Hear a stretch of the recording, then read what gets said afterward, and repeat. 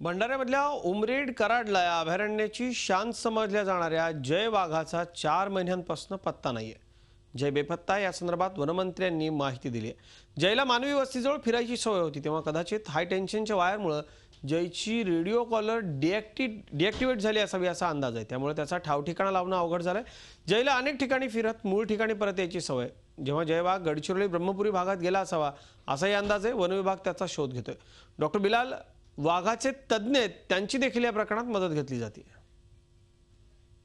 शक्यता व्यक्त केली गेली की रेडिओ कॉलर कदाचित डिॲक्टिवेट झाली असेल, पण जेव्हा रेडिओ कॉलर होती तेव्हाही जो या संदर्भातला अभ्यास आहे त्या अभ्यासाअंती जय हा इतर जगात सुद्धा अनेकदा गेलेला आहे आणि त्या दृष्टिकोनातून त्याची जी सवय लक्षात घेतली तर आताही तो इतर गडचिरोली ब्रह्मपुरी या भागात गेलेला असावा असा कयास आहे। पण अजूनही या संदर्भात वन विभागाच्या टीम कसोशीने त्याचा शोध लावण्याचा प्रयत्न करीत आहे। झी 24 तास रहा एक पाऊल पुढे।